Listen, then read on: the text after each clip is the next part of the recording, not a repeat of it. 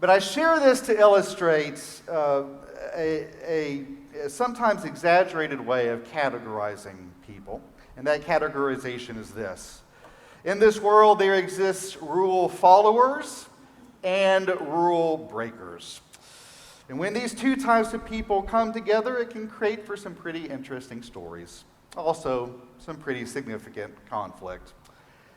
The truth is, I don't believe the world is just a binary where half of us follow the rules and the other half breaks them. I think most of us fall somewhere in the middle of that, on that spectrum between the two.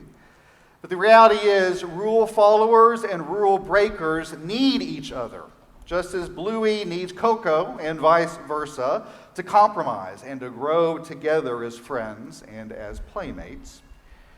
We need to be in conversation with each other because rules are important, as is interpreting them, as is revisiting them when we develop and hopefully progress as a society.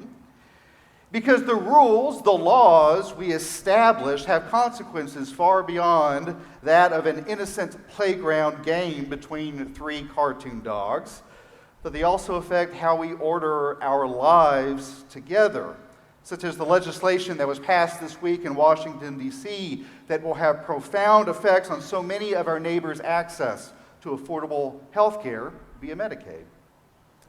And so this week, as I held the newspaper in one hand, reading the political news, and the Bible in the other hand, reading this story that Eleanor read for us from the 27th chapter of Numbers, couldn't help but marvel at just how Scripture is so relevant to speak to our current context today about the importance of knowing when to follow laws and when to challenge them.